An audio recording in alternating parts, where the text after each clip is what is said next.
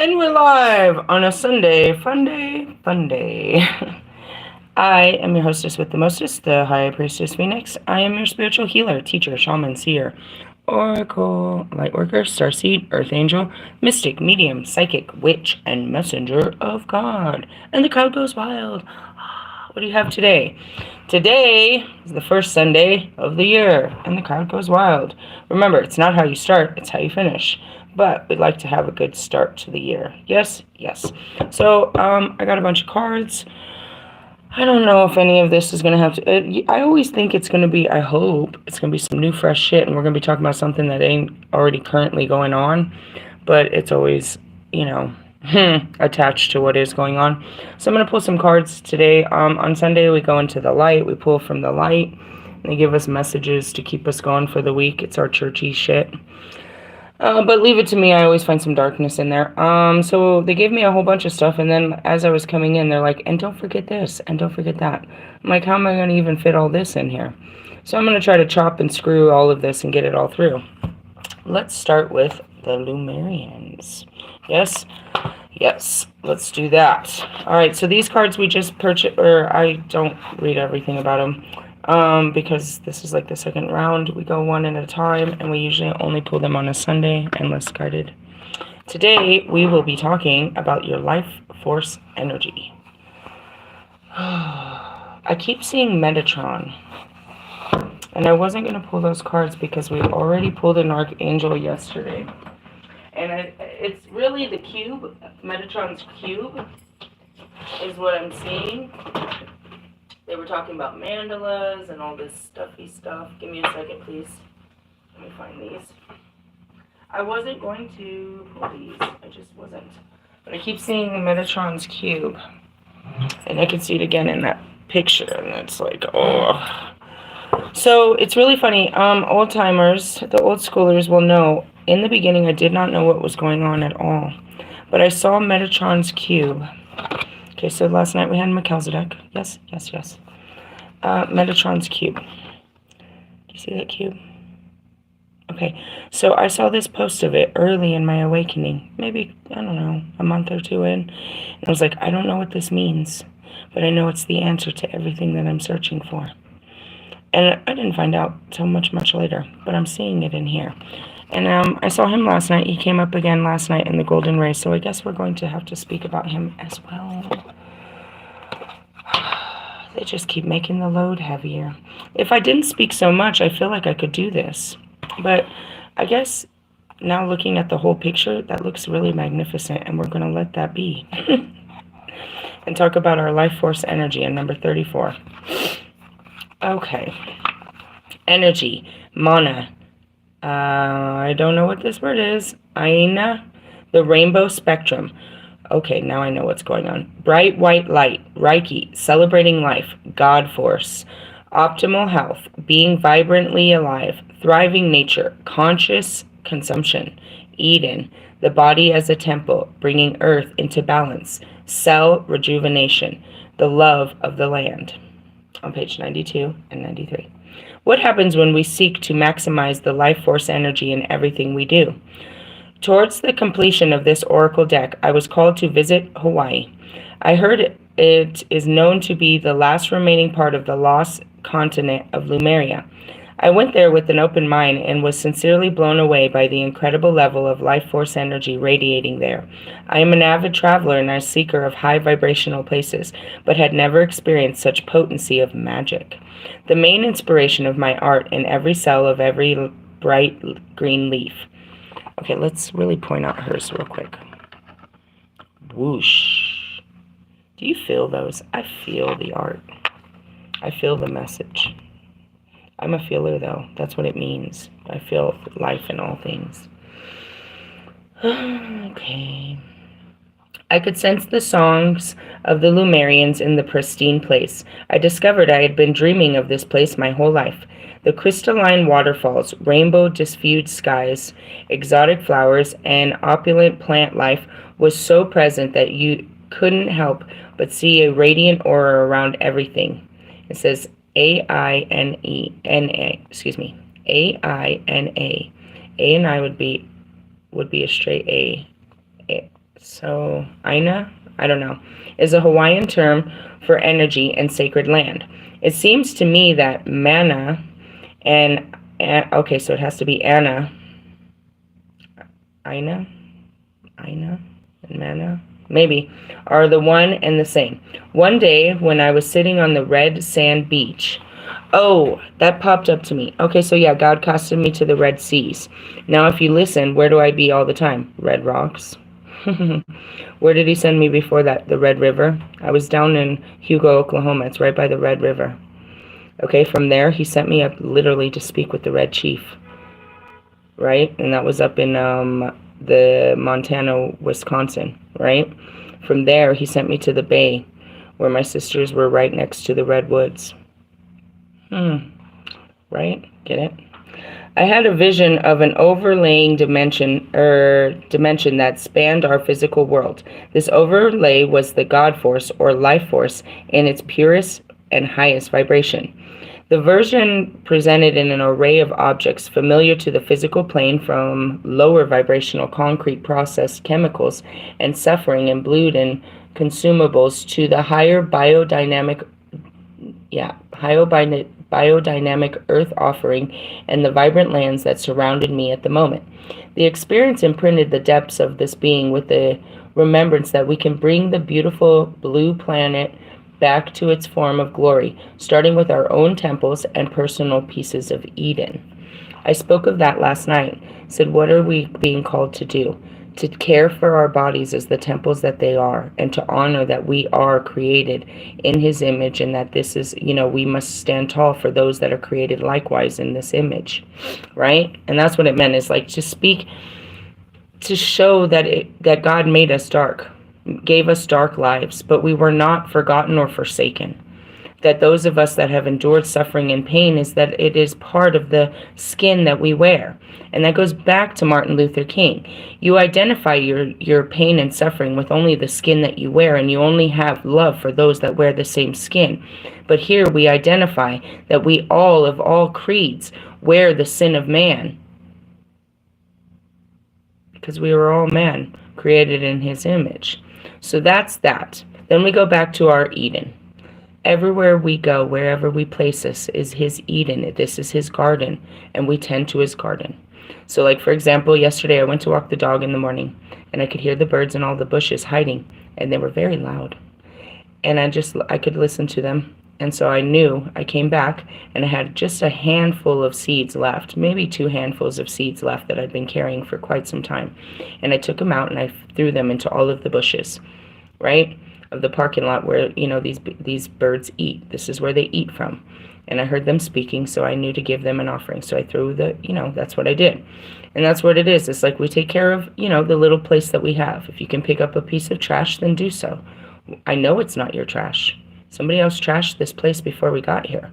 You can't pick up all the pieces of trash, but there's something along the way. Then, reach down, stretch your motherfucking chakras, and, put some light where there was darkness. That's it. And if somebody sees you, they're going to get offended. You know why? Because they're going to feel guilty, because that was probably their trash. Or they're going to be like, what, you think you're better? You think you're going to clean up everything? Nope, I can't fix the world completely, but I can clean up just this little piece of Eden that God has placed me in for a moment or two. Something like that. If you see animals of some sort, try to give them something, because that's why you see them. They're looking for something. Give them some food and water. You can play God. Otherwise, be God. That's all that means. I realized that maximizing one's life force energy was a gateway to bringing heaven and earth. By aligning our choices with the higher frequency, we will naturally create more opportunities to ground this somehow forgotten light. When we know the joy of this life force within and around us, we are vibrantly alive, and we can't help but inspire others to choose the same. In the sense of, when you understand how important you are to God, you understand everybody is important to God. Because how could you choose me? I'm nobody. Oh, but you are. And it's like, and then you look at it, okay, so then you choose me, so people like me are chosen? Ha! Christians. Ha! Them motherfuckers. You know what I mean? In the sense of, everybody thinks they're chosen. You're all chosen. Few of you choose to follow in that calling. That's all it is. We all see it. We all hear it. We all know it. I'm here to make you all seeing and knowing once more, where you know that is God speaking to you through the songs on the radio, through the numbers and the lights and the, you know what I mean, the synchronicities, as you know, Carl Jung called them. The universe speaks, and that voice is God. And he speaks in only a way that you can recognize, but I try to teach you all the different ways, and especially through the animals. These are spirits. These are his spirits that he has put here, and he takes care of by himself, unless you choose to take care of his spirits with him, and then that brings in a whole relationship with the spirits. So when I went to walk my dog this morning, all the birds are down in the rocks and down by the bushes eating the seeds that I threw up to them. And they know it's me because they smell my hand touched their food. You know what I mean? They know my vibration. My vibration was on their food. I left my imprint. So here comes the imprint of a giver. And they didn't fly away. They just looked upon me and I looked upon them. And we continued, you know, that's it. You know what I mean? And that's how this, you know, that's how the animal world, you become one in the garden again, and you're one with the animals and with nature and with all of that, you know what I mean? And it's true, right now is a time where food is scarce for them, you know, it's made that way. But just like that, God will provide for them, like he does us, through people, places, and things. He will tell them when to move. He will tell them where to find food. He will tell them when to find water. He will tell us the same. We are just as precious as the animals he's created. We are nothing more than one of them. No superiority to it, because some of them are better than us. Obviously. Divinatory meaning. You guys, speaking of which, the dolphins, you know, you and your dolphin brains, I always call you reptilian and all that. It is a time for celebration. Revel in the bliss of being alive. This is an incredible healing card packed with luminous life force, energy for optimal health and healing. It reminds you to seek joy and upliftment in everything you do, as much as is possible. Consider the foods you eat and the environments you spend your time in, the people in your life, and even the things you wear. Increase your awareness of their journey, how they came to be in your world, and their energetic resonance. Are you alive and vibrant? You may also be inspired to work with healing energies such as Reiki. Okay, that's all that stones you're seeing lately. Or with the land, perhaps to grow vegetables. You are encouraged to joyously make your own life a piece of Eden. As a result, you will shine with vitality. Here's the great thing about growing your own garden. You're going to grow more than you need, because that's just how it works. There's no way you're going to eat all those tomatoes, bro. You'll grow one tomato plant, and if you take care of it, there's no way you're going to eat all those tomatoes. An avocado tree, if we could get an avocado tree, bro, holy shit, we could feed, like, seriously, they grow a lot. And, you know what I mean, an apple tree, you have so much more. By just providing for yourself, you'll have so much to provide for others. You really will. And it's a great thing to give. You're like, well, you know, your trash is going to be treasure to someone else and saves their food. You know, people don't go hungry. You know what I mean? And that goes back to 1/10 of the wheat shall be put aside. Growing a garden is fun. I don't know. People like to grow weed. I feel like there's a lot of work to that. Some of them just grow trees. Yeah, all this stuff. The only reason you pay for it, and with what you're paying for, and this is how I used to sell bunk-ass perfume that was off-brand perfume, you're paying for the fancy name. That's all you're doing. You're paying for the fancy name. Truthfully. And by the sense of bunk perfume, each perfume has a longer lasting scent based on the oil base. But if you go to I'll teach you a little something about oils, bro, before I even was a witch. If you go and you look at them, they all have the same amount of alcohol, water, and oil.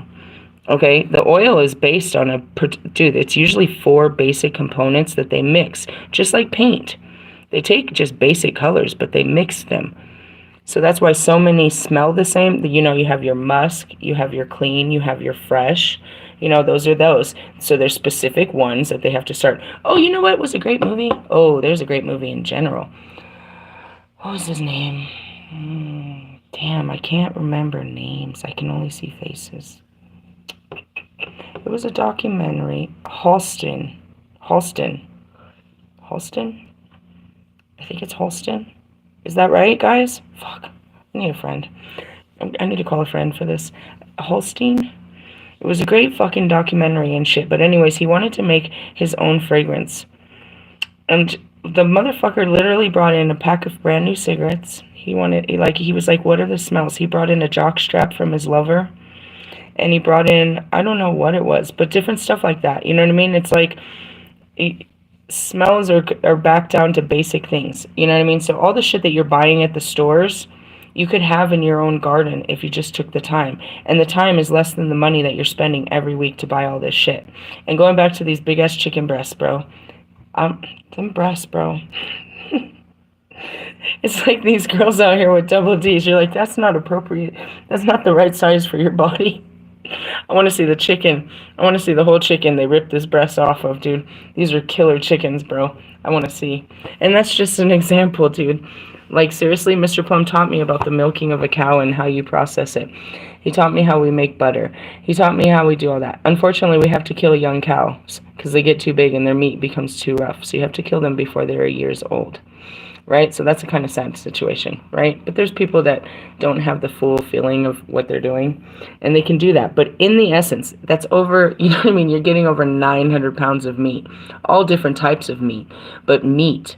And any part that's, you know what I mean? These meats, when you're at to the last bit of it, then it becomes hamburger meat. Do you know what I mean? It's all used. Then you have the actual bones themselves, right, that they used. Then you actually have the hide, which is a lot of your clothes. You fucking you buy a lot of leather shit, bro. Where do you think it comes from? He was telling me that in order to give it those dark colors, they used to piss on it. They would piss on the leather and it would stain it, and that would give it those dark tints of brown and stuff. I'm just saying, you know what I mean? Why did they take slaves to work the cotton fields? What are they talking about? You know what I mean? The rice paddies and all of this stuff. Because you'll pay for this shit. You'll pay for the workers to do it. But what if you just did the work? Then you yourself could provide. You're not supposed to be a whole big ass, industry, motherfucker. But in the sense of we can do this. We can help other people by just taking care of ourselves in our own little gardens. If you have a backyard and shit, you could really, you should grow some shit. You could. Planting a tree, especially your favorite fruit, that's going to live there forever and ever. That's going to bear fruit for whoever ever comes back to that place. You made a change, especially a fruit tree. All trees. Do you know what I mean? All trees. But planting a tree in your backyard or any place, it's going to provide shade later when the sun is so hot. Oh my God, it's so hot. I don't know where you live, but I've been through some sunny days. Whoosh. Holy shit. Anyways, so, but if you're providing fruit for everybody. All the families that'll come later. You know what I mean? People will come and steal your fruit. You know what I mean? All of that. It's like you can only do good by taking care of your own self and stop being dependent off of, these industries that have you're dependent on it because you're lazy. It's not stuff that you can't do. I swear to you, you could go to Walmart and they have a setup of seeds. You get the seeds, you buy a farmer's almanac. It tells you when to plant the seeds, when to pluck the seeds, what to do with all this shit. You start learning how to do this shit. And, Mary had a little lamb, your ass is holy McDonald and all some crazy fun shit. And then you can be inviting people over to eat because you got plenty to feed them, bro. And that's Mr. Plum. He had all these great stories. They just had food, dude. They had food. And then you learn how to, store it like the witches did and stuff. Store it in all those bottles and stuff like your grandma does with the fucking, the spaghetti sauce. Marshall and his mom's spaghetti. We don't need your mom's. We're going to make our own. I'm always messing with you guys. Anyways, what are we talking about here? Something about your eating. You're eating. That's what I heard. It is a time to celebrate. Consider the foods you eat, the environments you spend, something. Reiki, grow your own vegetables. You are encouraged to joyously make your life a piece of Eden. As a result, you will shine with vitality. That's it too. They're like, you'll be over there, Dr. Green thumbing it. You mean dirt farmer? Yeah. I love that saying. Have you guys seen it? It was one of the first new Ghostbusters, and he bought a piece of land that was nothing but dirt, and they called him the dirt farmer. I think it's really funny to me. I don't know why.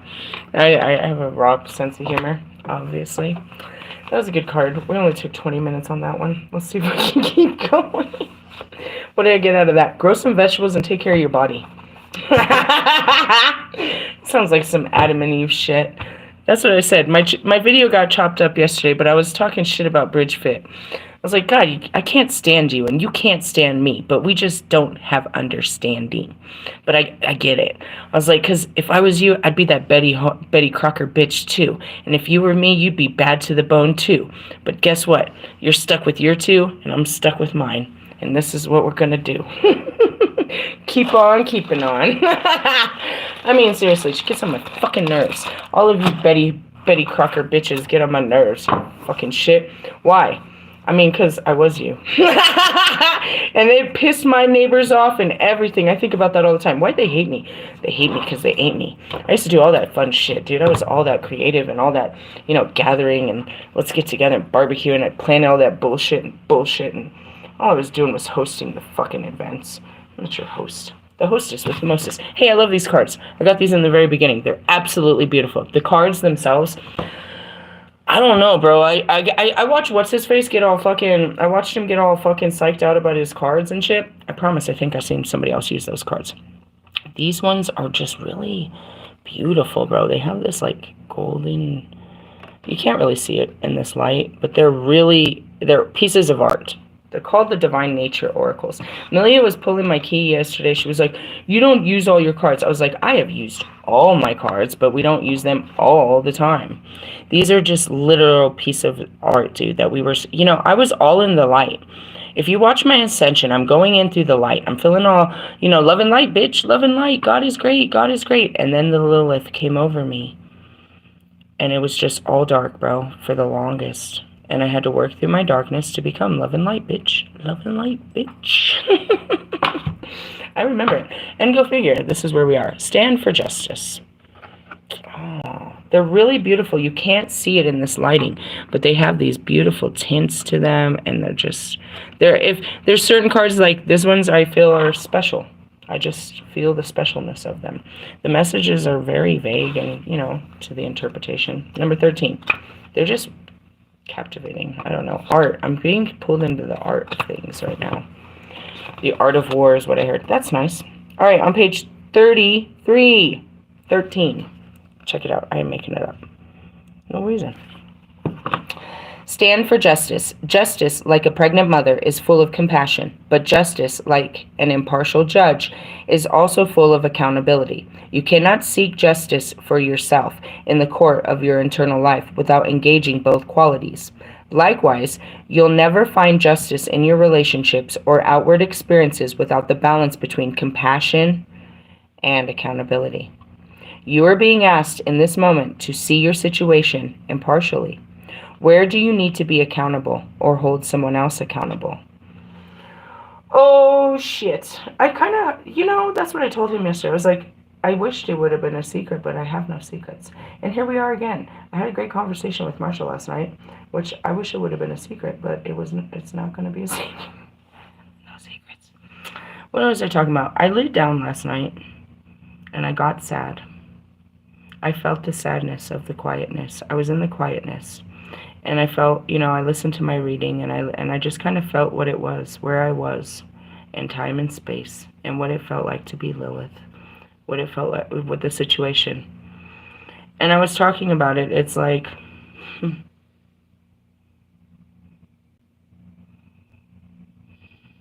I said so much, so I'm trying to figure out in which order I said it, but I can't remember. I said, it's not fair.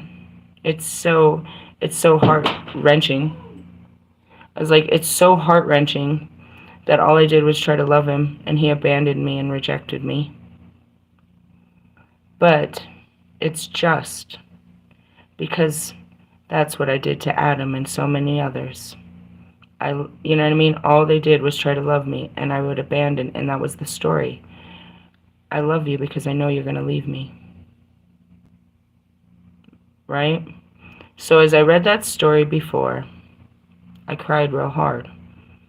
And as I read that story again, now the shoe had been placed on the other foot. So last night I sit in it. It's like I loved you and you left me. All I did was love you. I was so afraid of what I would do, and I was so afraid. And I could have never known that this was going to be the outcome, that he would be the one to run. And I'd be left with all of these feelings when all I was trying to do was be brave and follow what the Spirit said. And I sat there in it, and it's like, but it's just because that's what I did as Lilith. I would love them and leave them. So that's what I had to feel, is how it felt to be left, to be left. And I was just left there with the feelings, and I was telling him about that. And that was the accountability. And I was like, he's not a bad guy. And this is the last memory I have, because I'm ready to pull out. I'm like putting my car, and I'm about to pull out. And he pulls in front of me, and he stops, like, to make eye contact, and he does the heart symbol. And then he pulls away. And that might be my last memory, but at least it's not the memory he had left me with last time, which was cold and and hurtful, and it was dark, and Christmas I remember the Christmas lights and the coldness of standing on the corner. And that was the last memory of when I had seen him. So if that's the last memory, then at least it was a good one. And at least, that's what you don't understand, and it's really terrifying to be bold and to be brave and to love, and this is the type of shit that makes people not want to love again. But it happens to people all the time. All the time. You'll sleep with someone that you, like, really, really care about, and then, like, something will happen and they just ghost the shit out of you. And I didn't sleep with him. I keep telling you this. I didn't sleep with him. But in the sense of, it leaves you just feeling so cold, so alone, and so confused. But this time, I wasn't, the cold feeling is really true, and the alone is really true, is what I felt, but not the confusion. And that's all you can do, is have understanding. Because when you have understanding, then you have compassion. And when you have compassion, you can forgive it. I understand that this was too much. And then it's just like that. You know what I mean? And that's what I was trying to say. He's not a terrible man. He's nothing more than a man. Where and how do you need to engage compassion? For self, for other, or for a situation that needs grace and mending? And that's just kind of really it is like, when you have understanding, you just step back. It's like, what is really, when you take your feelings out of it, accept your feelings. I know how I feel right now. This isn't a good feeling. I don't feel good right now. I know where these are coming from, because this isn't a good feeling. And that's where I said it slipped out of my video. It's like, it's been weeks now. And you wonder if they'll ever come back. And it's like, I shouldn't do that, because I already know this. I've seen this pattern. It was years before he ever came back. I never knew. Truthfully, there was no messages. I never heard from him until he came back, and when I started my music career. In essence, you know what I mean? I feel like the bigger picture that God's showing me is, they bring people in for a time and a season, but then he takes them away. And that was the separation card. It's like, though I wanted more with you, I got what I needed. And though it's not exactly what I wanted, I got what I needed, which was, I reclaimed my power. I have understanding, I have compassion, I have love for not just you, but people like you in situations that I have just been through. And that's where I said, I'm tired.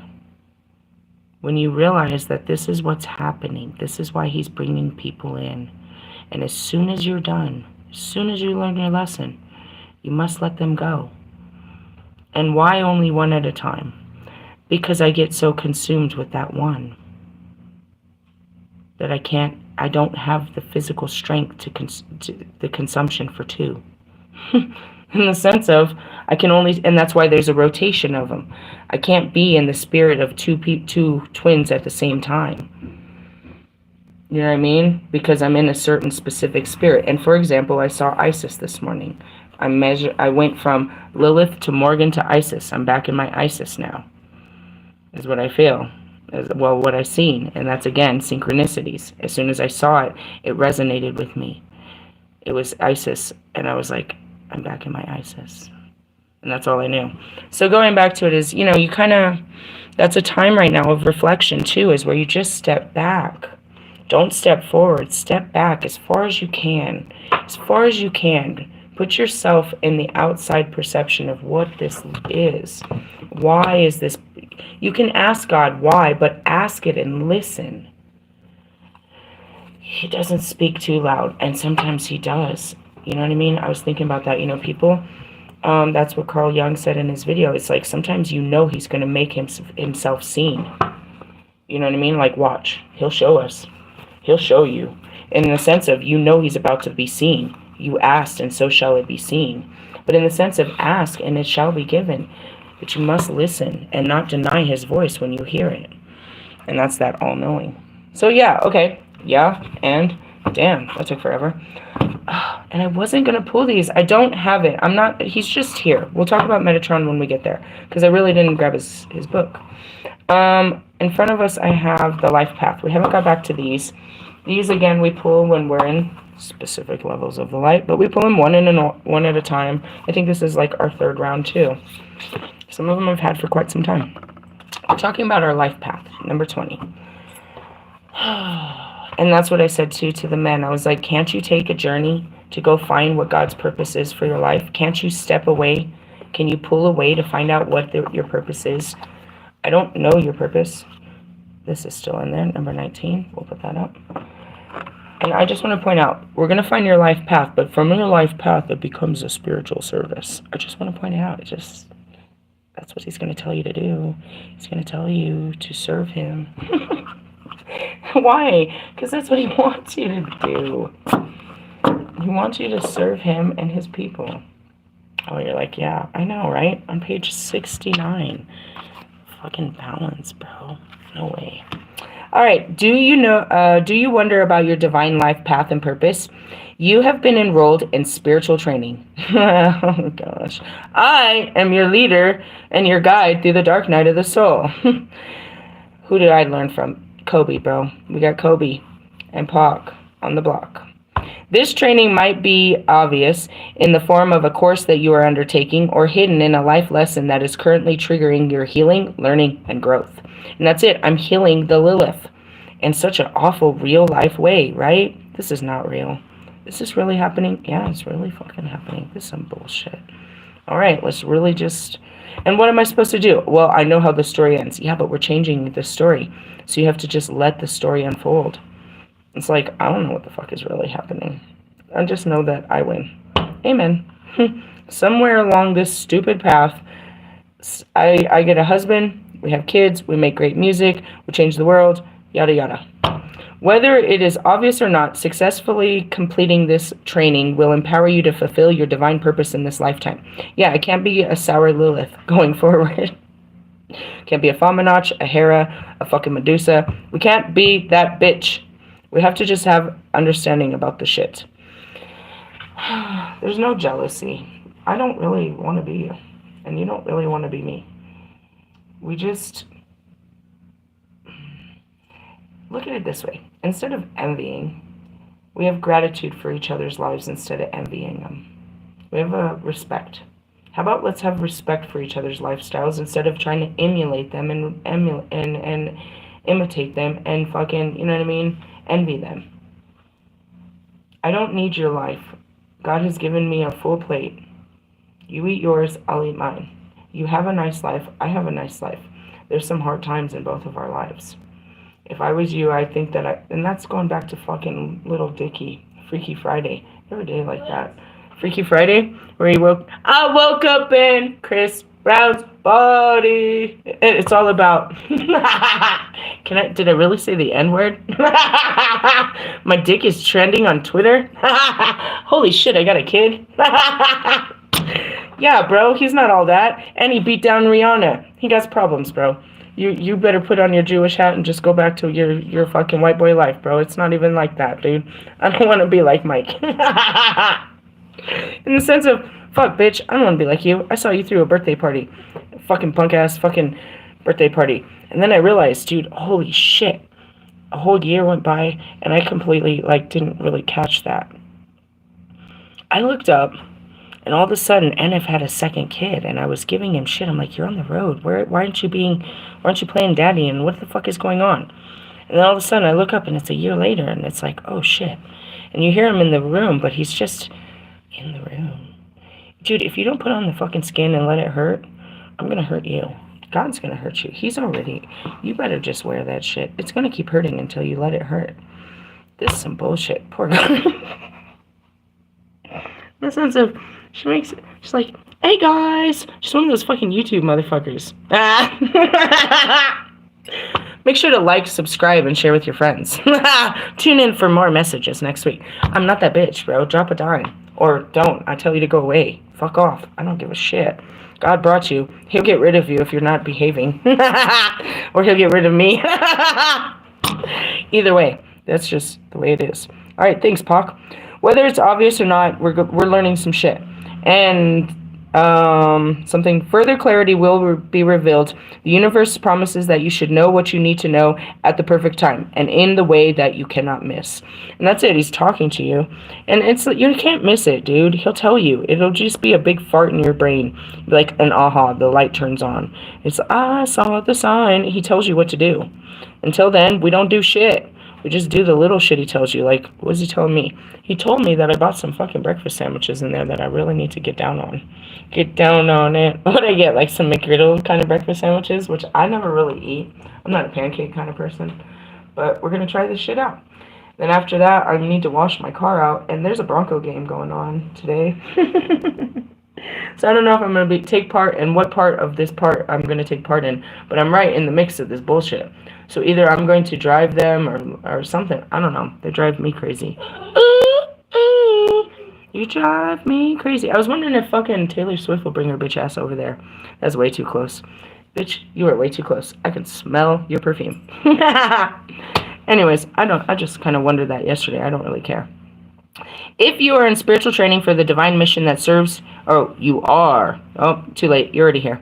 You are in a spiritual training for the divine mission that serves your soul's development and growth. Spiritual growth, while simultaneously helping others. It will help you express your spiritual purpose in this lifetime. That's what I said. All you gotta do is fix yourself, bro. Get rid of yourself. And then it'll fix everyone around you. Truthfully, stop being like your mother, and it'll fix your mother. Stop being like your father. Stop accepting the way that things are. Change them. Here comes Michael Jackson. Gonna make a change. Okay, Michael Jackson. At times, your training may be aligned with a study or applying your skills in ways that seem more obvious aligned with your spiritual path. At other times, your spiritual training may be disguised in ordinary life circumstances. That's what I mean. Just doing crazy shit. Like yesterday, I was preaching Pac. Pac was preaching all day yesterday, and then I was folding laundry in the bathroom.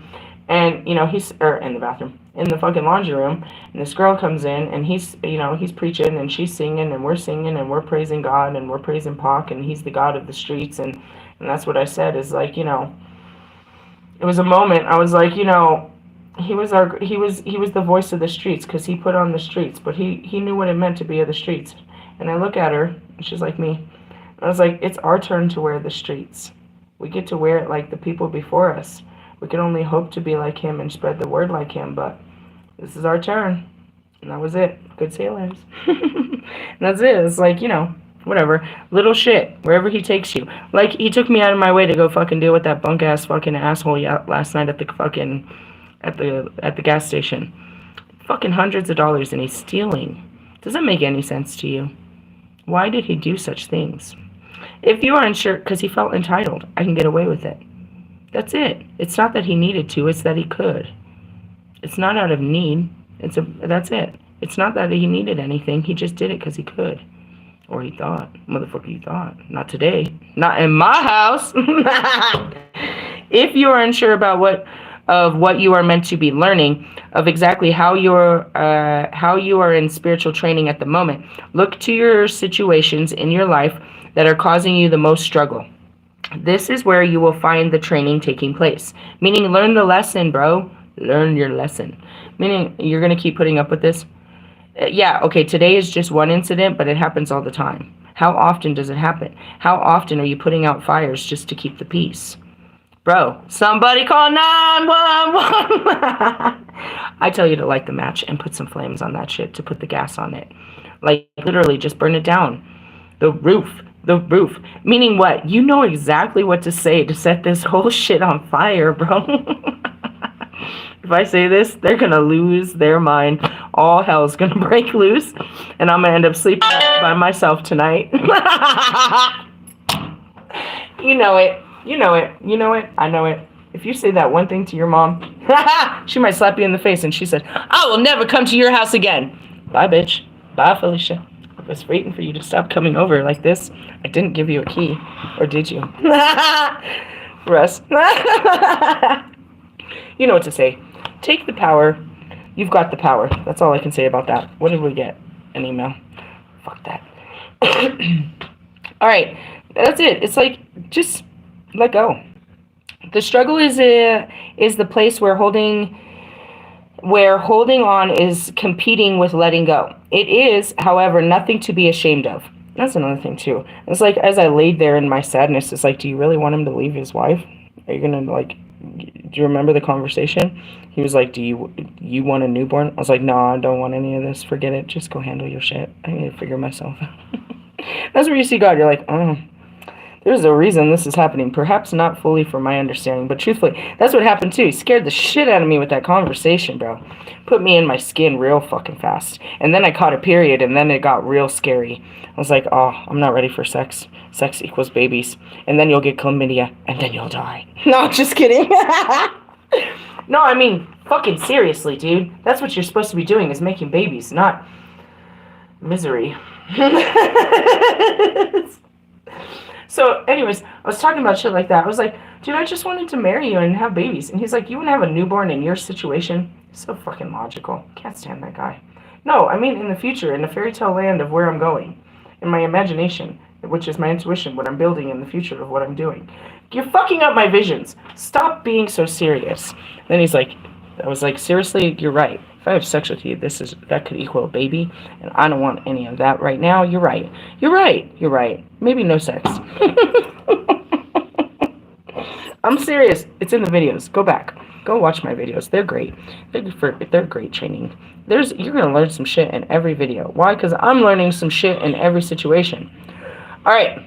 That's what I mean. Marsha's like, damn, she's gonna learn some stupid shit today. I'm always learning some shit. I gotta come back and tell you what I learned. Bring back the booty. That's what I told him. I'm a fucking pirate out here bringing back the booty. I told you those dirty jokes is really me. Alright. I'm a nasty girl. Alright, if you are unsure of what you're learning, learn it. It is, however, nothing to be ashamed of, a growth edge, where you are doing the inner work of growing in more peace, trust, love, is a sign that you are certainly growing. It isn't comfortable. And they're showing me last night, like, more peace, love, and trust. I was like, I'm just going to fucking stay in bed and stay warm because I know God's going to give me something tomorrow. And that's leaning on God to the fullest. I know you got me tomorrow.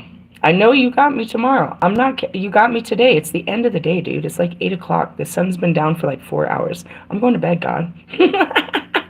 You got me tomorrow, God? You got me tomorrow, right, God? God, you're going to feed me and my family tomorrow, right? You're going to pay the rest of that phone bill? You're going to make sure we got money for the rest of the week, all tomorrow? I got you. It's Sunday fun day, bro. I got you. All right, God, I'm going to bed. You handle the shit. Make sure that all the bills are paid tomorrow. Okay? Okay. He got me, bro. And if he doesn't have all of it today, he'll have what I need to for today. When's my phone bill due? I don't know. I forgot it was even a thing. But God got me. He just got to get me because I ain't got me. I gave me to him. Like, take care of me. Take better care of me. Show me the ways. Show me what to do. Some shit like that, pretty much. Sometimes it may cause fatigue. That's it. You're wearing me out. And that's what I said. I'm tired. I am so sick and tired of this. That's what I told Marshall. It's like, I'm not giving up on loving people. I love them until they leave me. And that's how it happens. I was like, go back to the very beginning. This is exactly what happens. Every time I love someone, they run away from me. The more I love you, the further you run. That's Russ. I love you, Russ. Oh, God, he's gone. He's going to hurt somebody. Get back. Don't tell that guy you love him. And even in a feeling of defeat. It's like, I kind of feel like it. I mean, it was not defeat or depression. I'm hearing fucking Akon's lonely. I am so lonely.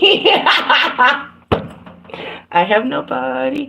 There's just moments, guys. There's just moments in time where you soothe yourself and realize that you're better.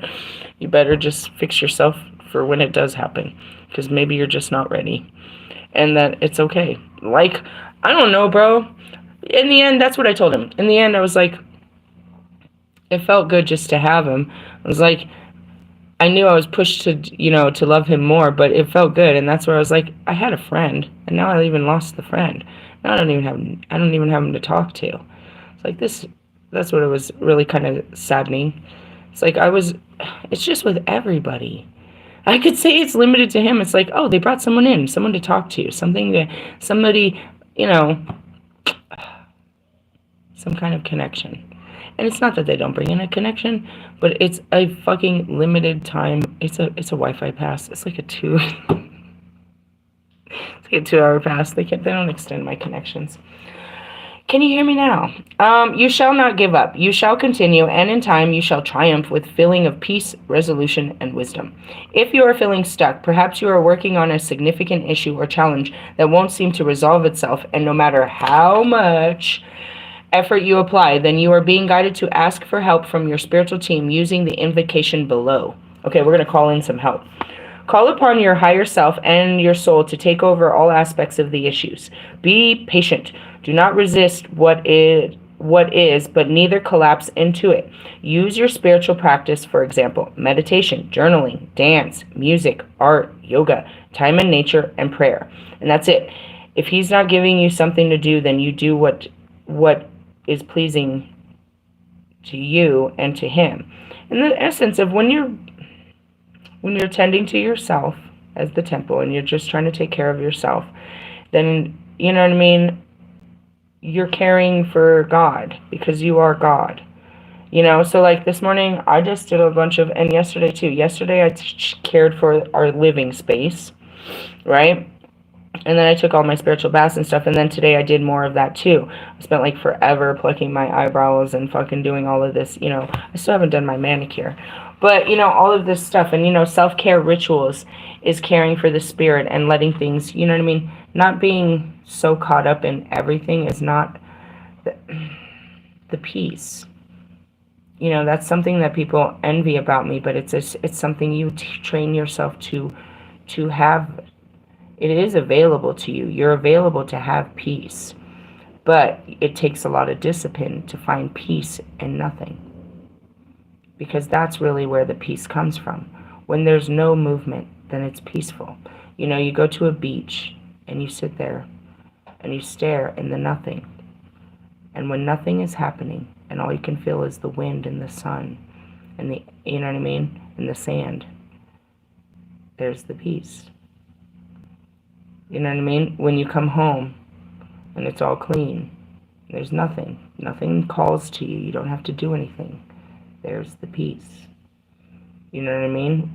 When you're, there's these moments of nothing. But because you're so scared of not being productive, those moments of nothing come with guilt and shame. Last night, it was peace. I was at peace in not doing anything. But still, the mind says, because it knows on Saturday we work. It's always trying to stay on program. It's a program system that you're always trying to tune.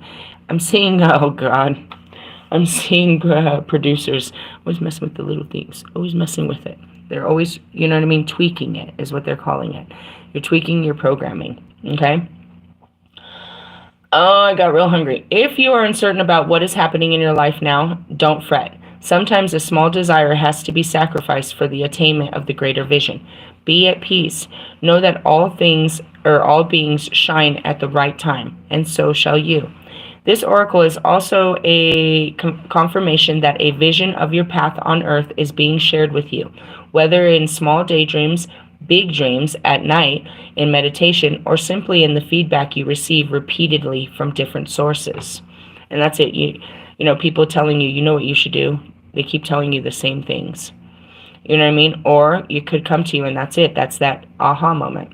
It's a daydream or a big dream that comes at night. You wake up with this idea. In meditation, you get this idea. Or simply, you start hearing it from other people that you've gotten confirmation. You are being asked to trust in what you see, sense, and feel about your vision for your life path and divine purpose.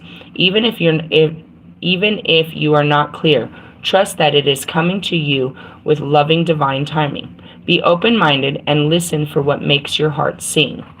Okay, I saw this big download, and right then I got my aha. I got my lesson learned. And I sure was wondering, what the fuck, God? So I said it over the weekend. I was like, dude, I might need to like change my schedule or something, because this has been like, I've been on this loop now with the car, right? I'm only making a certain amount each week. And it's no more, no less. In the sense of, it covers me.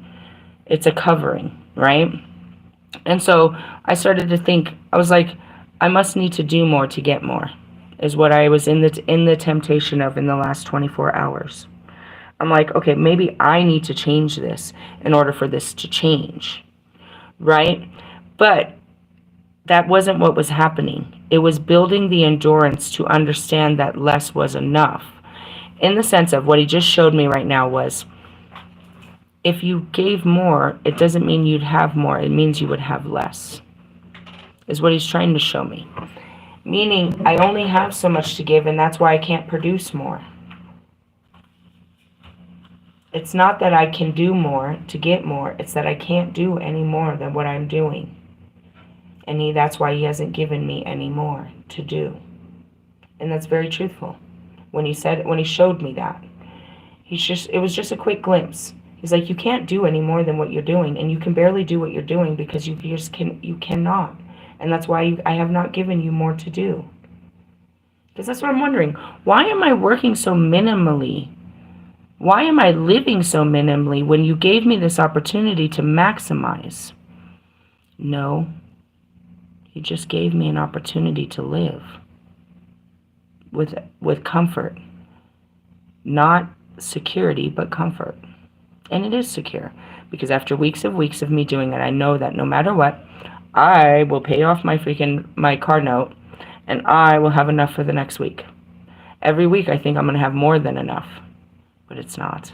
He doesn't give me more than enough, and I'm pissed off at him. So then I was in this energy of, okay, so, and I literally told Ray that this morning. I was like, I think I'm going to hit the day labors and go, do that so that I can get some more money. If I don't, you know what I mean? Because I'm just not getting ahead. I was like, maybe. And he listed off some of them. And in the sense of, I don't have enough energy to do the job I do have. So how do I believe I have enough energy to do more? Is what God just said in the last two sentences of that. And I've been waiting for it. It's like, why am I not getting more? Why isn't more producing? And in essence, he wants us to be content. And that's exactly what I just said, is I know that he's got me. And that's what this has all been about, is knowing that he's got me. And that's what I said, is last night, that was very virtuous, is like, I know he's got me. And sometimes you don't know he's got me.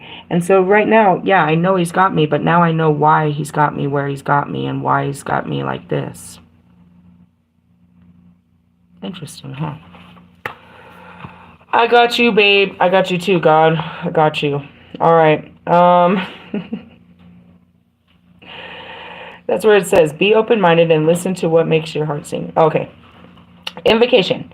I'm going to pray for you on page 70. I call upon the wise and unconditional loving ones to assist me now in persevering, living, and manifesting my truest, most joyful life path and divine purpose. I have to stop. Jesus came. That was Jesus. That's what he said. You're Christ-like. Because Christ knew that God had him. Christ knew that God had him.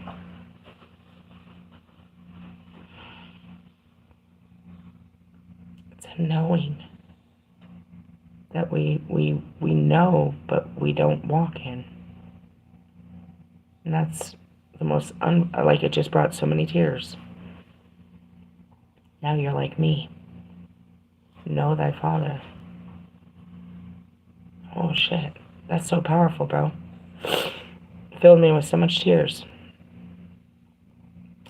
Call upon the wise and unconditionally loved ones to assist me now, and that's Christ. Help me, God. Help me, Jesus. In persevering, hold on, I can't see. My eyes are full of tears this time. Excuse me, it wasn't even persevering, it was perceiving. Now, in perceiving, living, and manifesting my truest, most joyful life path and divine purpose. Meaning I can't proceed unless I know that everything's going to be okay. But I've got to a place of knowing that God got me. I can go forward. I can live today because I know He's got tomorrow. Help me know what I need to know, when I need to know it, and with everything else, may I be assisted to feel peace, trust, and patience as my beautiful life path unfolds. Guided by the loving hand of the universe, now I know why they're here. May unconditional love reach into the hearts of all living beings, helping every creature to find true fulfillment in their destiny. So be it. Now I know why the Ascending Masters are here. Christ sits there. Those are my Ascending Masters, right? And Christ, He's right here. They're always there. They're at my altar. They're there. Well, these guys came in over the summer. Was a huge thing.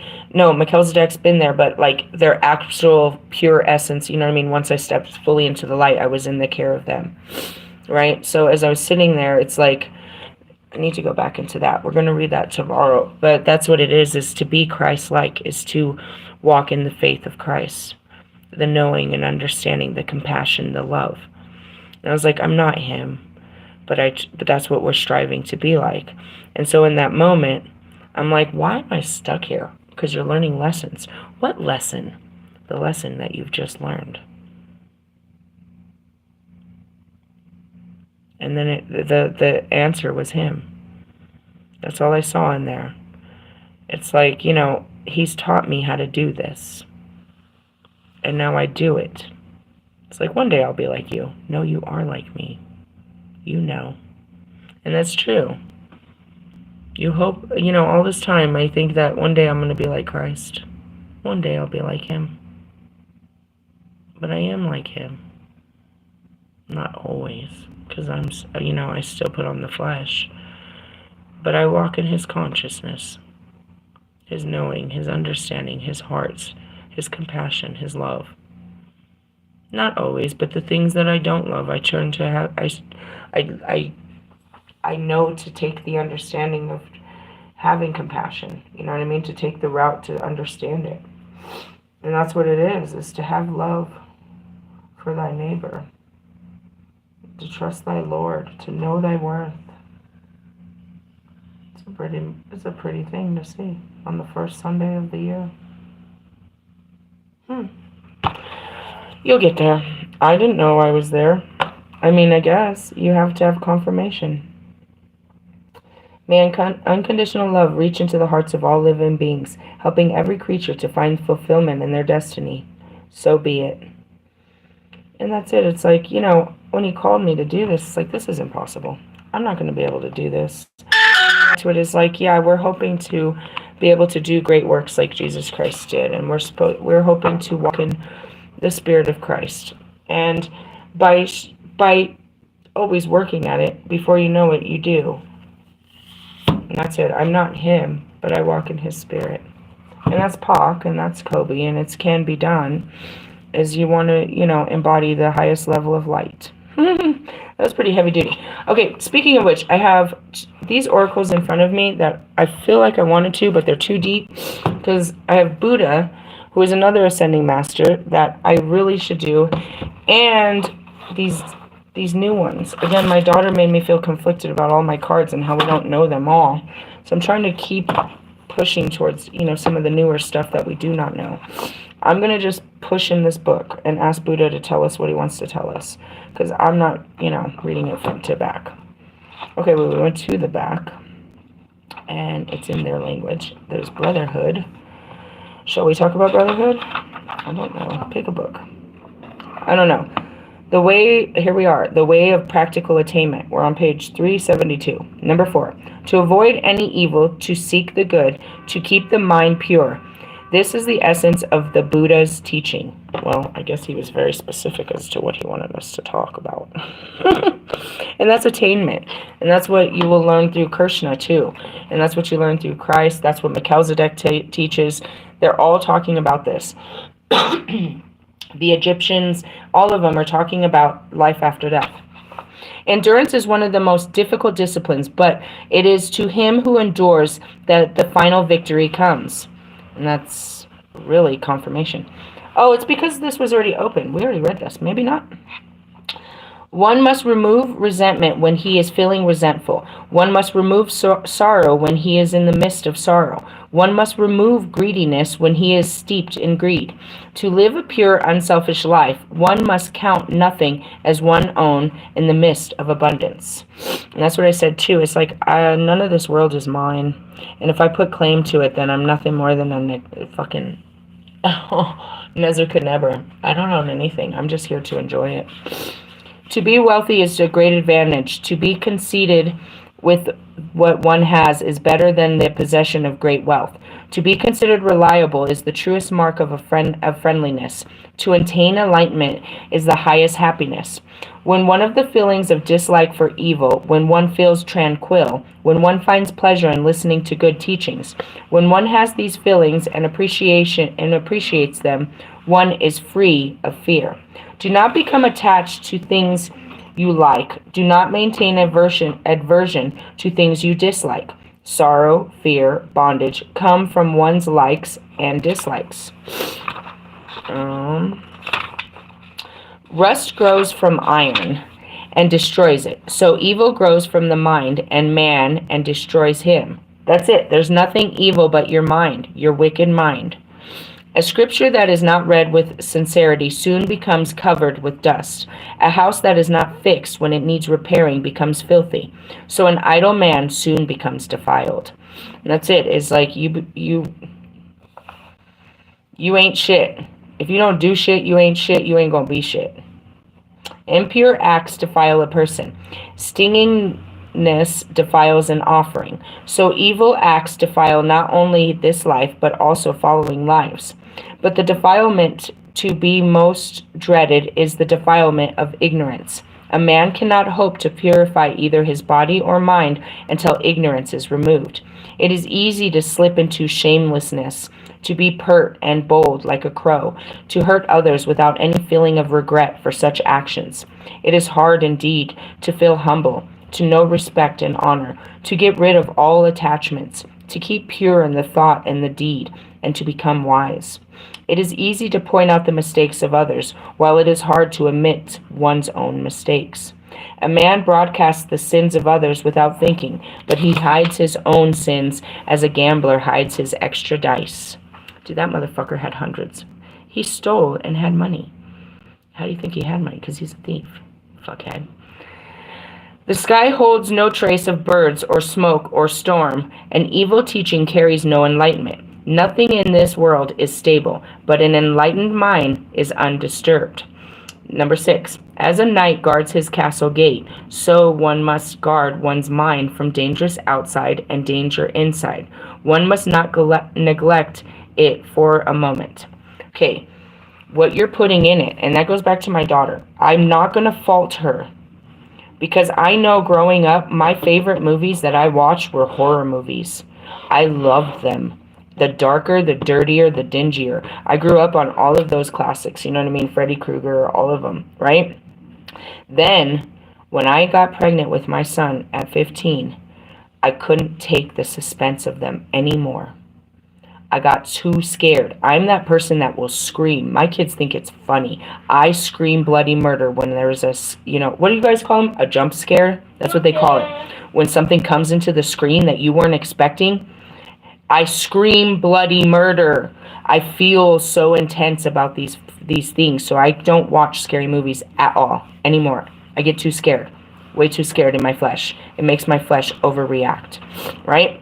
So, but she likes watching all this gruesome, twosome, crazy, graphic shit. Look at this, Mom. I'm like, oh my God, I can feel the wound. Like, I can't take that into my eyes, right? I can't take that into my eyes because then it's in my mind. I'm thinking about how bad that hurts. and I'm feeling the pain of it because now my mind is focused on it, and now I feel the pain of what I'm seeing, right? So I can't put, that's what it says, guard one mind from dangers outside and dangers inside. Likewise, as soon as a fucked up thought comes in my mind, I have to work through it. So what was I working through today? Talking shit to this bitch. What was I going to tell her? You're a frizzy looking bitch. You look all bad. Your face is fat, your ass is flat, and you're out here trying to fucking sell some shit that you already done sold. Did I work through it? Yeah, I didn't say it to her face. I didn't blow smoke in her face. I was just working through it. Why do you feel that way? Well, because the camera view makes her face really look fat. For some reason, her ass looks flat. I know she wore that outfit before, and her hair is all frizzy. She doesn't know how to tend to her hair. Have you said that before? Many times. I tell that bitch all the time. So are you telling her anything you haven't told her? No. Perhaps you shouldn't be telling her. Why is this bothering you? Because she's trying to be me again. I told them I had curly hair, so she wanted to let her bushy ass fucking whack ass fucking hair out, and now she out here looking bushy and whack. Bushwhack. And I'm sitting there. We should probably keep this to ourselves this morning. Maybe not post that. I was like, okay, I'm gonna keep that to myself. I'm gonna work on that. I understand where the thought came from. I just worked on it. I don't have to speak on every thought, and that's it. Some of the thoughts. This is a dark thought. Why are you being so ugly? Because. Let me explain. Explain yourself. Why are we being mean towards her again? We don't really care, do we? No, we're just taking shots. Maybe let's not do that. We can take shots inside, not outside. Keep that shit inside. And then I still did it. Why? Because it brings me so much joy. Own your shadows. Really, I told you to stop it. If you don't stop this, I mean, seriously, you can't be me. And every time you do, you look awful.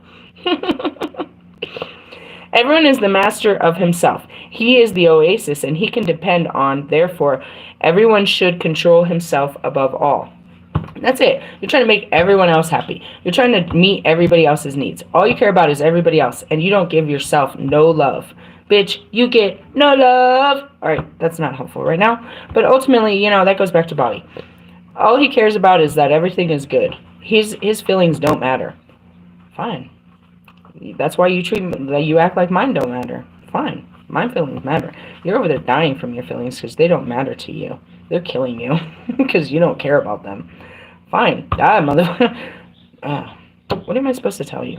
That's it. The first step towards spiritual freedom from the worldly bonds and feeders are to control one's mind, to stop idle talk, and to be somewhat pensive. And that's it. Start listening to yourself and how you talk about people and yourself. Just start listening to that motherfucker for a minute, and then start to understand that's not true. Why do I think like that? Why do I say that? Start understanding why your mind thinks the way it does. The sun makes the daylight, the moon makes the night beautiful. Discipline adds the dignity of warrior, so quiet meditation distinguishes the seeker for enlightenment. He who is unable to guard his 5 senses of eyes, ears, nose, tongue, and body, and becomes tempted by his surroundings, is not the one who can train for enlightenment. Okay. So these are your qualifications for enlightenment. You need to be able to control what you put in your eyes and in your ears.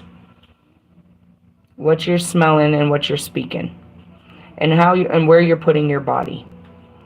Meaning in what places? Where are you putting yourself?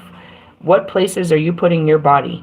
And what things are you putting into your eyes and into your ears? And what kind of, what kind of shit are you breathing in? In the sense of you're breathing in the bullshit that you're around. That's what I said. It could be a fart in the wind. And what kind of shit is coming out of your mouth, meaning your tongue, and becomes tempted by his surroundings is not the one who can entertain or who can train for enlightenment. He who firmly guards the gateway of his 5 senses and keeps his mind under control is the one who can successfully train for enlightenment. He who is influenced by his likes and dislikes cannot rightfully understand the significance of circumstance and tends to be overcome by them. And that's it. It's not about what I like or dislike, right? It doesn't matter if I dislike it. I learn to, and that's where I told you, you learn to love the things that you don't like. He who is free from attachments rightly understands circumstance, and to him all things become new and significant. Happiness follows sorrow. Sorrow follows happiness. And that's just how it is. You know what I mean? You're so excited because you got, a new car. Okay, but then it's not new anymore, and that's going to make you sad. Okay? And then you're going to, you know what I mean? The car's going to break down, and you're going to be sad, but then you'll get a new car again, and that'll make you happy. It's just the wheel of life. But when one no longer discriminates between happiness and sorrow, a good deed and a bad deed, one is able to realize freedom. And that's it. It wasn't bad what happened. It was for the greater good. It just, and that's us being gods, deeming what is good, what is bad, what is, what is right, what is wrong. This is just an experience. It may not feel good, but that doesn't deem it bad. You know what I mean? Last night, I didn't feel good. You would say I probably felt really bad. No, it just didn't feel good. And do you know what I did? I closed my hands and I reached out for Pac. Hold my hand, Pac. This one hurts. That's it. I go to where, you know what I mean? I go to my gods to make me feel better. And that's it. He can look over at me with his big, bright, smiling teeth and tell me, keep your head up. And I know he'll be there in the morning. It's more than I can say about any of you fuckheads. One is able to realize freedom. To worry and anticipation or to cherish regret for the past is like the reeds that are cut and withered away. That's so funny because our Egyptian cards were talking about the reeds. The secret of health for both mind and body is not to mourn for the past, not to worry about the future, or not to anticipate troubles, but to live wisely and earnestly in the present. And that's what I said. If I don't worry about tomorrow, then I can live for today. If I trust my God, then I can live today. Do not dwell in the past. Do not dream of the future. Concentrate the mind on the present moment. And that's it. I don't know what tomorrow holds. I rarely do. And if I do, he's only just trying to keep me focused on something so I don't see all the distractions going on around me. Meaning, this idea that I was going to make thousands of dollars on New Year's. It was just an idea. And I put my hopes into it, and it didn't matter if it happened or not. It kept me focused, and I stayed positive. And that's all. It's not about the outcome. It's about coming to the, coming to the present moment of, why we're staying, just focus. Can you follow my lead no matter where I lead you? Even if you're not going to get nothing when we get there. And I've been going through a lot of this with him. It's like, why'd you make me do this? And I'm starting to see that it wasn't about actually gaining anything more than healing. And that's where I said, this is all about me healing myself and loving myself. It's not about anything more. And that's what makes you sad. It's like he just loves me and just wants to help me. And by helping me, he does keep me away from everyone and everything. Like, this sucks. It is worthy to perform and that's why don't love me so much. It is worthy to perform the present duty well and without failure. Do not seek to avoid or postpone it till tomorrow. By acting now, one can live a good day. Meaning, give us this day our daily bread. What do you want me to do today, God? I got so much shit to do. What do you want me to do today? And a lot of it has just been rest. And I'm like, you sure? And it's like, he loves me and he's telling me just to fucking rest. And it's like, no, that's not what you're telling me. You want me to get to work, right? You want me to do... No, I want you just to lay down and enjoy your day. Just eat good food, watch the TV, have a laugh, listen to some music. You know what I mean? Go and talk to some friends. I don't want you to do anything today. And you can't understand that he literally loves you. He just really wants you to have a good day. And you're like, no, but I got to do all this other shit. So you go out there to try to seize the day. He's like, I didn't tell you to do any of that. You're mad because none of it worked, but he didn't tell you to do it. He told you not to work. And especially on a Sunday. Today is the day I have given you, the Sabbath. Wisdom is the best guide in faith and the best companion. One must try to escape from the darkness of ignorance and suffering and seek the light of enlightenment. If a man's body or mind are under control, he gives evidence of it in his virtuous deeds. And that's what I said. That's fucking Wolfman, and all of you can see by what they're doing. If a man's body and mind are under control, he should give evidence of it in his virtuous deeds, meaning you can see they're doing too much. You're doing the mostest. You're in your thoughts. Your brain is telling you. That's what I said. Your brain told you to do this, that this was a good idea. I know damn well your spirit didn't tell you to go do this shit. This is a sacred duty. Faith will then be his wealth. Sincerity will give his life a sweeter savor, and to accumulate virtues, he will be his sacred task. Okay? On the life's journey, faith is nourishment, right? So that means I just trust. Virtuous deeds are a shelter. Wisdom is the light by the day, and right mindfulness is the protector by night. If a man lives a pure life, nothing can destroy him. If he has conquered greed, nothing can limit his freedom. And that's where you guys have not conquered. You just want more and more and more and more and more. Russ wants more fucking accolades. Lewis wants more accolades. Fucking Royce really, I don't know what Royce wants. I'm not going to speak for Royce, but fucking Marshall wants more accolades. Fucking Allie wants more accolades. They want more recognition. They want more fans. They want more money. They want more. Just to say they have more because they have plenty. You fat asses. One should forget oneself for the sake of, and that's Kanye, $500 million. He was like really all over everywhere. He had the perfect wife, the perfect life, everything. It was not good enough. Actually, no. God gave him a perfect life and then told him to sacrifice it and come live for him. And he tried and failed. He didn't follow through because it was too hard, because he would have to give up too much. And he didn't want to. So then he goes back, and everything that God told him to give up is now fucking forsaken. He can't get back any of his deals. He can't get back his position. He can't get back his life with Kim and those kids. He can't get back his respect. He can't get back his reputation. He can't perform in fucking so many different countries. His music is blackball. He's lost the ownership to Yeezys. He's lost, all those contracts, everything.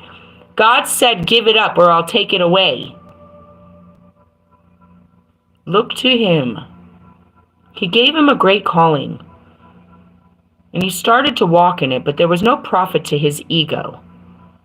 And those around him faulted him for doing such things because there was no profit to them. So then he tried to turn it and make a profit off of it. Tried to proclaim himself as a prophet. And God Nebuchadnezzar the shit out of him, where that he's taken his teeth and has him eating dirt. He can make him grand again, but again, he must sacrifice the very things that he told him to sacrifice in the beginning. You shall have no power until you sacrifice all power. That's the same thing to Lewis. He'll never win until he quits. Surrender. Or fight till your last dying breath. It doesn't matter. You're fighting God, and he will win.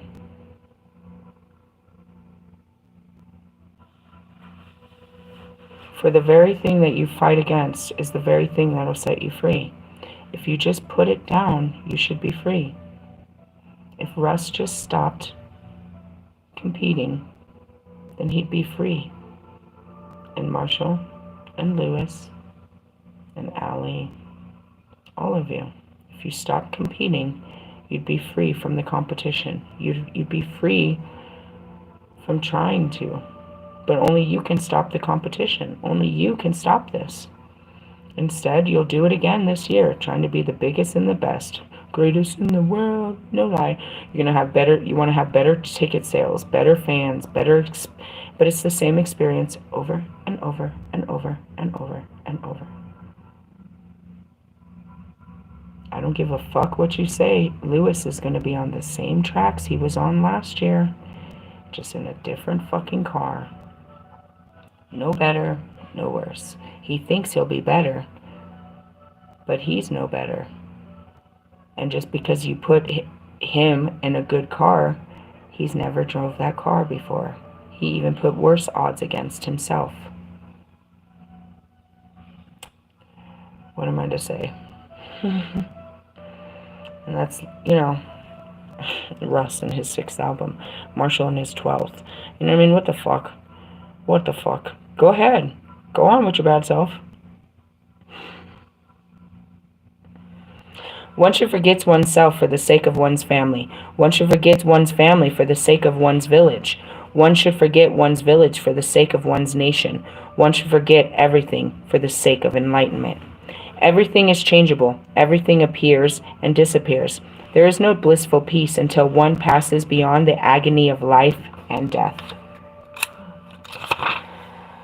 And then actually, that's what I saw, was the brotherhood. I saw it in the back of the book. The brotherhood. Duties of the brotherhood. Homeless brothers.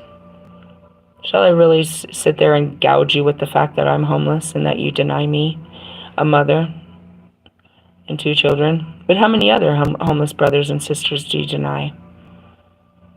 When you have plenty and you could help, but you choose not to. A man who wishes to become my disciple must be willing to give up all direct relations with his family, the social life of the world, and all dependence upon wealth. Here goes back to Bobby. Why does someone have to give up everything they love for you to feel love? You have to give up everything that you love to know true love. You don't love these things. You're addicted to these things. These things have control over you. Your fucking iPhone, your car payments, your rent, all of these things, your fancy lifestyle controls you. Because without it, you're completely out of control. A man who gives up such relations for the sake of the Dharma has no abiding place for either his body or mind, has become my disciple, and is to be called a homeless brother. Though his feet leave their imprint in my footsteps, and his hands carry my garment, if his mind is disturbed by greed, he is far from me. Though he distresses like a monk, if I'm seeing Mike Studd. He proclaims himself to be all spiritual, but he's always trying to push merch and trying to make money off of, you know what I mean, spirituality. He does it like Russ, and that's why he was sharing Russ's stuff. They're both in that same distorted energy where you think you're going to take this and make yourself great off of God's works. God's works are to help to save his people, not you be great off of it. Greatest in the world, it's a fucking lie. Though he dresses like a monk, if he does not accept the teachings, he does not see me. And that's it. You can't buy your way into heaven. You cannot fake this. You can share it, Mike, Todd, Steve, whatever you want your name to be. You can share every single person's teachings about enlightenment and spirituality for the rest of your life. But your lifestyle shows without full certainty that you are not enlightened or spiritual because you do not walk in the spirit. You walk in the flesh. Your lifestyle shows the true lie. Because those of us of the spirit do not care of the fleshly things. And yet you're pursuing nothing but fleshly things. It's all about your music, all about your game. And here's my new t-shirt. Here's my new album cover. Here's my new app. Here's my new platform. Here's my new song. You're trying to make money. Money, money, money, money, money, money, money. That is not the spiritual way. That is not the way of the spiritualist. We do not pursue the things of the material. We have sacrificed the material in this pursuit of the spirit. Jesus left his home to walk with the spirit, and he had no money. For we don't provide for ourselves, we are provided for. Oh, my stomach's burning. I'm hungry. If he receives but he who has removed all greed of his mind and is pure and peaceful. He is very close to me, though he be 1,000 miles away. And that's it. You're always looking at your fucking, you know what I mean, what your numbers are. Who's listening? You're looking at your viewing. You're looking at your streaming. You're looking at your, know what I mean? You're always looking at your numbers to see how much you're making. There's no peace in that. You're controlled by these numbers, and if they take a dip, you're gonna You're going to lose your fucking mind.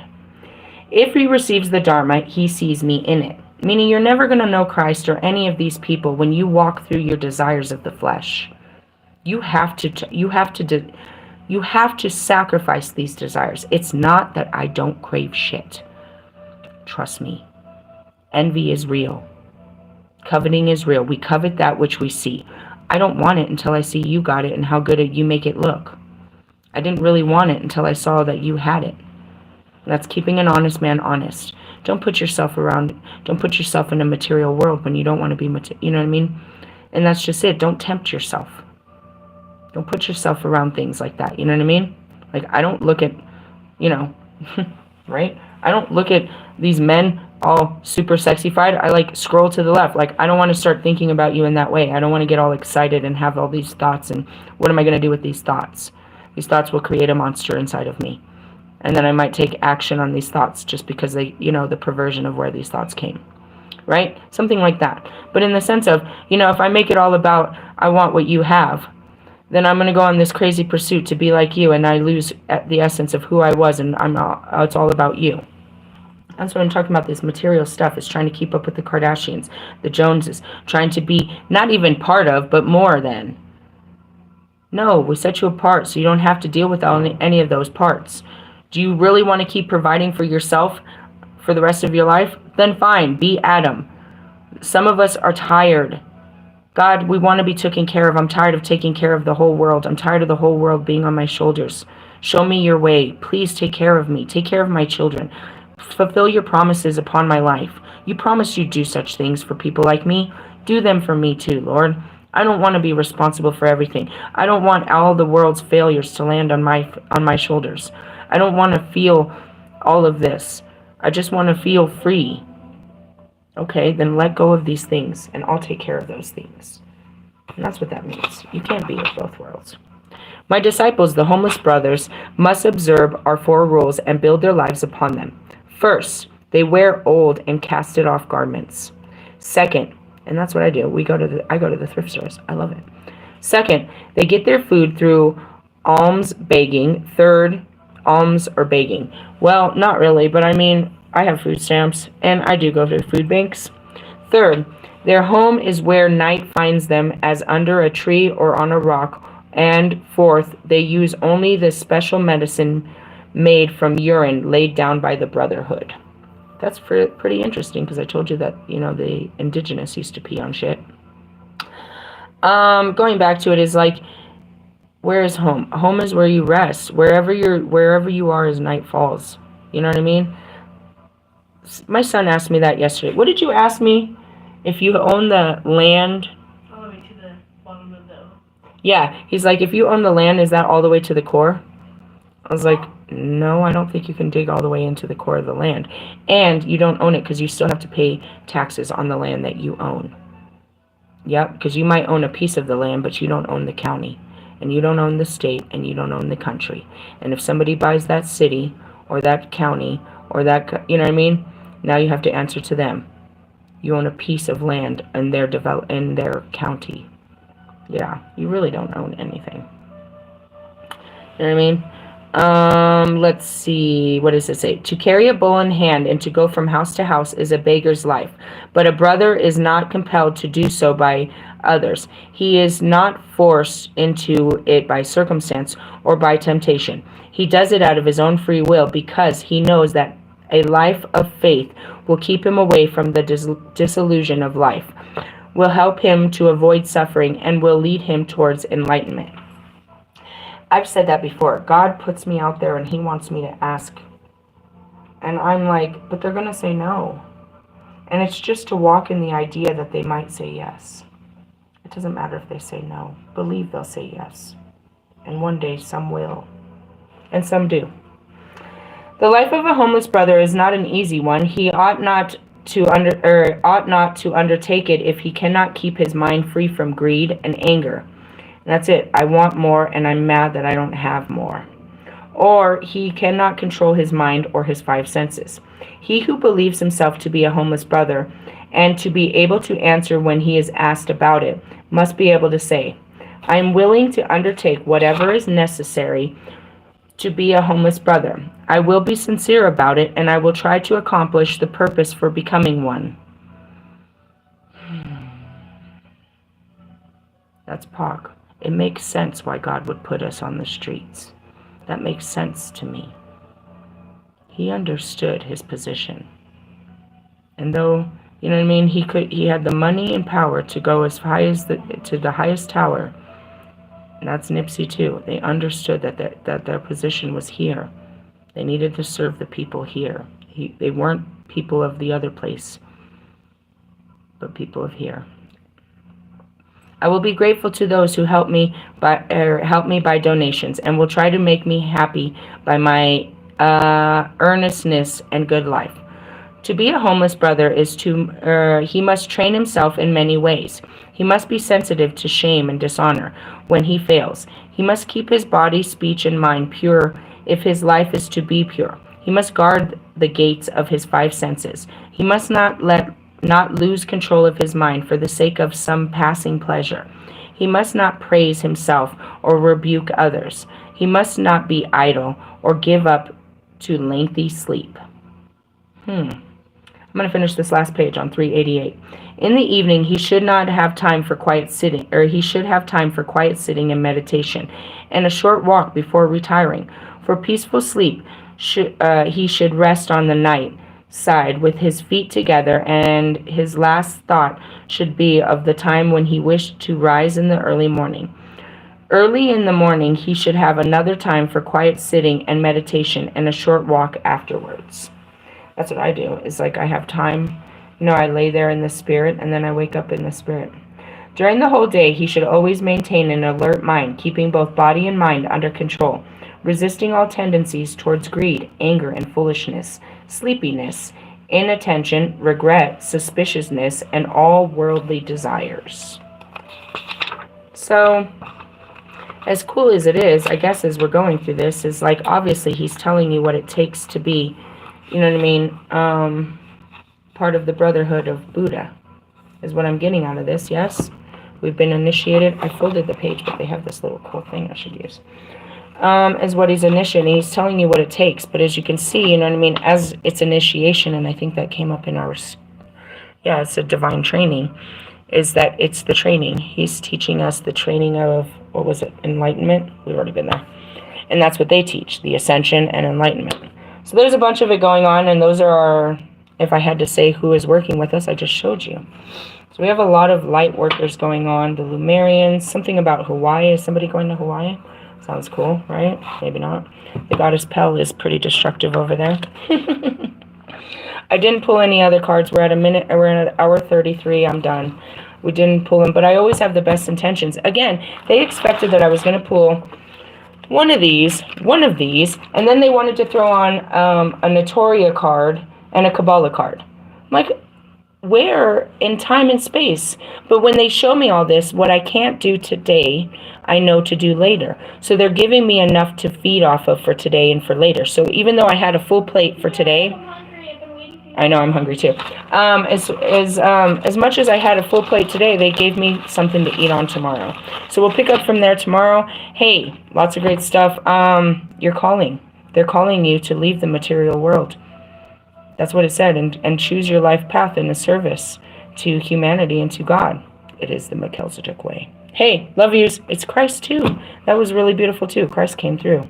Hey, love yous. Laters. Bye. Okay, let's start eating up those.